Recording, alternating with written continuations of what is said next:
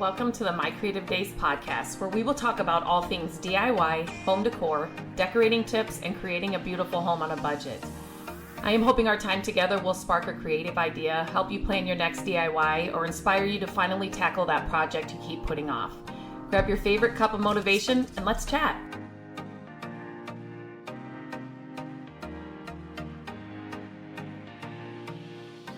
Hello, and welcome back to the podcast. Today, I am going to do one of my favorite things.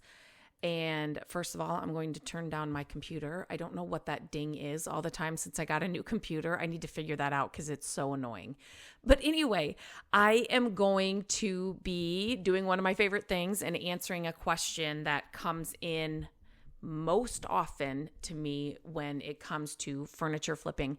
I shouldn't say most often because I have a few questions that I get all the time. And so this one is one of the ones that comes in all the time.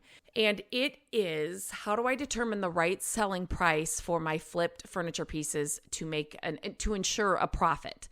So this is such a great question. And I want to start off here by letting you know that we walk you through this exact thing inside my Furniture Flipping Academy.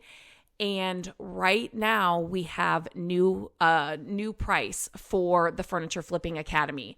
So I will leave a link to that in the show notes. But for the summer, because I tell everybody summer is the best time to start, scale, grow your furniture flipping business, side hustle, just to get some extra cash, whatever you're doing it for. Summer is the best time. You can find free pieces, really low price pieces at yard sales and estate sales, and just summer is the best time.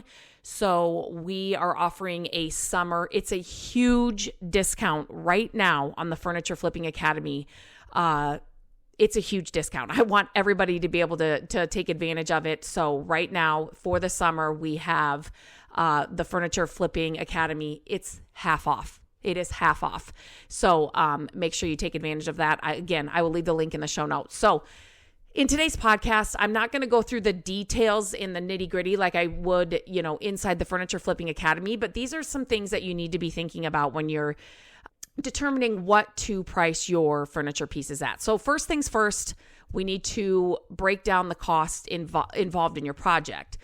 Don't only consider the initial cost of your piece of furniture. I think some people think, it's $20. I got a dresser for $20 at a yard sale, so that's the cost. You need to be thinking about any additional expenses you will have, materials for repairs, paint if you're painting it, stain.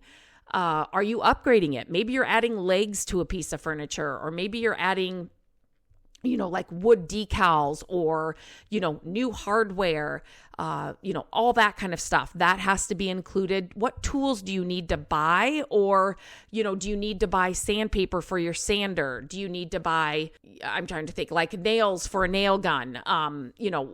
It's not just the tools themselves, but do you need to buy something to use, the tools with to get the job done? Transportation costs, the mileage. Are you driving a far way to get this piece? How much time is it taking you to get this piece? And then your own labor, like what does that cost? So you need to kind of know all of those things. It is not just the cost of the piece itself. Next, this is such a huge one that I go over thoroughly inside the Furniture Flipping Academy, is you need to research your market. You need to figure out where you are going to sell it, number one. I think people just look on Facebook Marketplace and, say, oh, there's some dressers here for $300, so that's what I'm going to do. Are you selling on Facebook Marketplace? Is that the only place you're going to sell? Are you going to ship your pieces? Do you want to create, a page on Instagram for your pieces that you have to sell? Are you going to, open an Etsy shop? Are you going to sell locally? Are you going to have a booth somewhere? Like, these are all things that you definitely need to look at. And when you're researching the market, there is a right way and a wrong way to research the market, but you definitely need to research the market. So pay attention to things like style, size, condition, materials, don't compare, you're not going to be able to find the exact piece that you're flipping, but don't compare apples to oranges, right? So you don't want to compare a little end table to your, massive buffet or, china cabinet or large dresser. You know what I mean? Like you want to keep it close, but yet you need to know the right market to research so you get the right information. Okay, now calculating your desired profit margin. So there is a oh my gosh, the word just equation. That word, I totally blanked. There is an equation that I put together inside the Furniture Flipping Academy to make this really easy. But, determine how much profit you'd like to make from the piece that you are doing. How much time are you spending? Is it a unique piece, or are these pieces that people see all the time? Is there a big demand for the piece, for something like that in the market? Things like this will help you set a target profit margin for the pieces that you're doing. Don't forget to account for overhead costs and any fees associated with selling your furniture piece. So, this could be, if you're selling on a platform, so think like Etsy or something like that. Are there fees with that? Shipping costs if you're going to ship. And I'm telling you now, shipping your pieces of furniture, it's not as hard as you think it is, and you can get a lot higher price if you are shipping your furniture pieces. Any marketing expenses that you have, are you marketing it? Are you marketing your Are you marketing the website where you're selling it? Not necessarily just the piece, but do you have marketing for maybe your Etsy page or your website or whatever it is? Think about these costs when you are factoring or trying to figure out what your selling price would be. So just to make sure that you're covering all your costs. Are you selling in a booth? Do they take a percentage when you sell? Do you have a monthly, rental fee there at the booth? Just figure in all those expenses. So based on your research, your profit goals, your overhead costs, your initial costs and what you've put into it, if that makes sense, set a selling price that's competitive yet profitable. So you want to aim for a price that reflects the value of your piece while still appealing to potential buyers. Pricing too high can deter buyers, but pricing too low may leave money on the table. So there's like that fine middle man that you want to be at. And the more and more you do it, and the more your name gets out there, the higher the prices can be. The more and more you do it, I'll tell you right now, I can guarantee you will start getting commission pieces. And that means that somebody's going to say, hey, I've seen your work, or it's a friend, it's a family member, it's a friend of a friend. I have a dresser. Can you do it? Commission pieces like that you always can get more for those. But like I said, the more and more you do it, the higher your prices will become, because people are going to start coming to you. They're going to start looking for your website when they need a piece of furniture, when they need a custom piece. They're going to start going to your social media page to say, hey, I've got this piece. Will you make it over for me? Okay.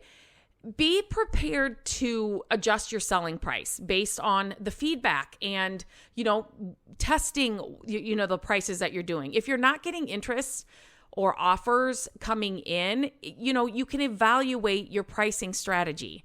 Just don't be afraid to experiment until you find that sweet spot. And like I said, the more and more you do it, your prices will go up because you're just going to get better and better at it, and your name and people are going to know what to come to you for. You need to just find that balance between costs, your market research, your profit goals, and then being flexible in the end, especially in the beginning if you have just started. So these little tips and these little I feel like a lot of furniture flippers, especially when they're just starting out or they've done a few pieces and they're just like, I don't know what I'm doing. You have to think beyond just what the cost of the piece was, and you have to take into account all the things, pretty much. But again, once you get in the flow of things, once you know where you want to sell, where your best, customer is, where you can flip pieces very quickly, it's just going to all come together. And like I said, the Furniture Flipping Academy, I created this so there's no guesswork. If you just want to get the nitty gritty and know exactly what to do, the Furniture Flipping Academy is for you. Even if you've done this for a while, it will help you along your journey. It's not just for beginners, and it's not just for people that have been doing this and want to scale their business. Like I said, if I was going to create something, I wanted it to be a kind of one and done, meaning I didn't want to have to create 45 courses or 45 different things for people to go through steps. I wanted it to include everything from beginning to scaling your business. And so it's all inside the Furniture Flipping Academy. And right now, our summer pricing is crazy inexpensive. So take advantage of it now. Again, check the show notes for the link, and then you can get all the information there. If you have any questions, reach out to me on email, lindsay@mycreativedays.com, or on Instagram @mycreativedays. And I am happy to answer any question you have. If you know somebody that wants to flip furniture, wants to, make a side income, wants to do it full time, share this podcast with them. I really, really appreciate it when you share the podcast. But yeah, if you have any questions, let me know. But until next time, I hope you have a great day, and I will talk to you very soon. Hello, friends. Thank you so much for listening to the podcast. I'm grateful that you tune in every week and that you share the show with your family and friends. I love having creative chit chats with you, and my hope is that this podcast will inspire you to try a new project, start a DIY that you've been putting off, and decorate your home exactly how you want it. There are a few ways you can help us with the podcast. Follow the podcast so you don't miss an episode. And if you could take a few minutes to leave the podcast a review, that would help us so much. Again, thank you for being here, and I look forward to our chat next week. Bye-bye.